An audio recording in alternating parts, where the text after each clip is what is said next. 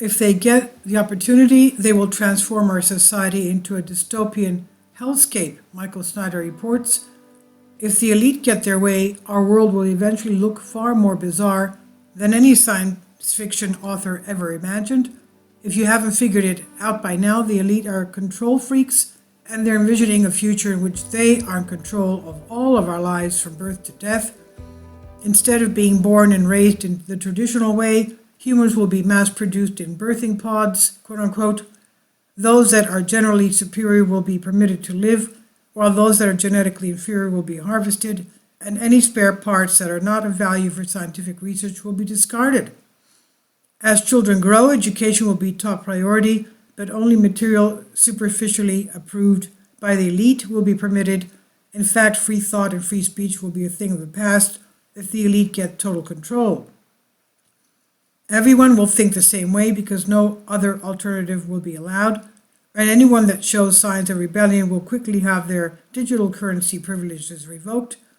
I know that all of this may sound quite strange to many of you, but this is what our society will look like if the wildest hopes and dreams of the elite actually come to fruition. This week, an incredibly creepy concept video that was created by a German molecular biologist named Hashem Al-Ghaili is making headlines all over the globe. The video, children grown in a huge facility that contains hundreds of transparent birthing pods, quote-unquote. The new concept video takes viewers on tour through the Ectolife artificial womb facility, where hundreds of fetuses sit in transparent pods that are temperature controlled and feature an umbilical cord to receive oxygen and nutrients. I have to admit that it's one of the creepiest things that I have seen in a long time. We're being told that one of the big selling points of such a system would be the ability to create designer babies, quote unquote, that are genetically superior to humans that are born the normal way. Quote, and if you want your baby to stand out and have a brighter future, our elite package offers you the opportunity to genetically engineer the embryo before implanting it into the artificial womb.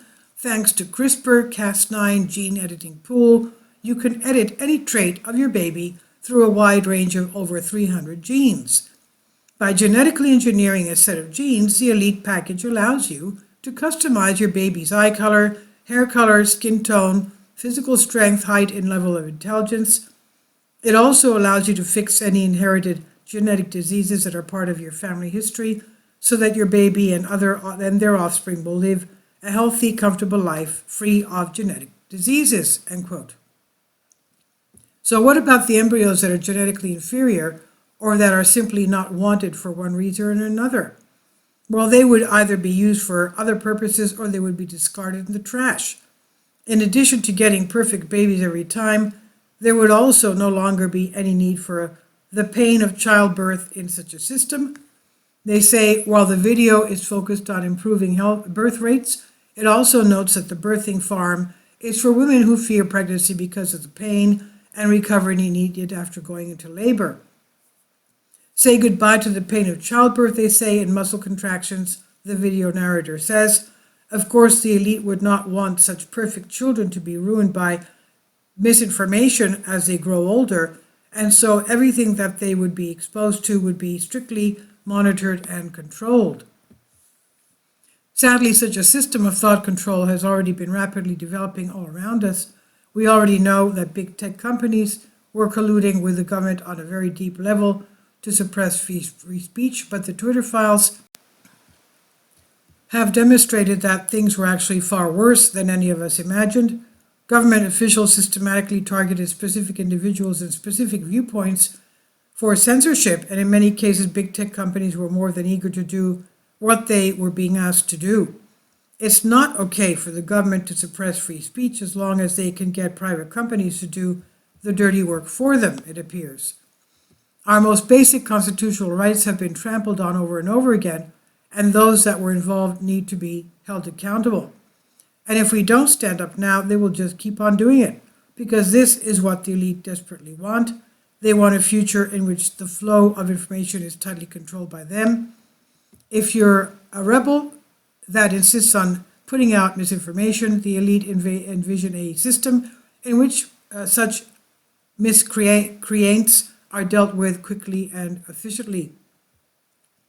Today, the elite do not have direct control over our finances, but in a future where cash is banned and we are all forced to use their digital currencies, that will all change. Everything that we buy and sell would be tracked, and our currency privileges could be revoked at any time if our social credit score drops too low. Of course, government-controlled digital currencies are not ready for widespread use yet, but they're coming. In fact, just this week we learned that the Bank of England, quote, has begun consultations on implementing a central bank digital currency, end quote.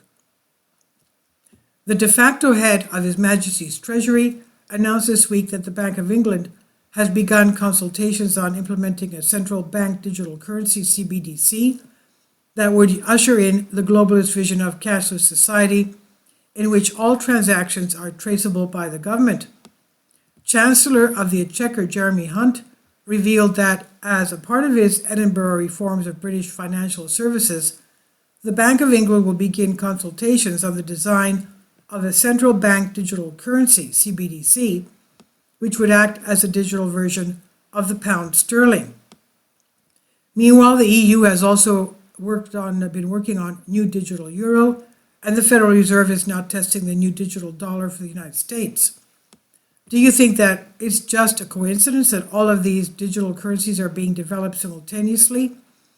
The truth is that the elite are actually trying to create the dystopian version of the future that they envision for all of us.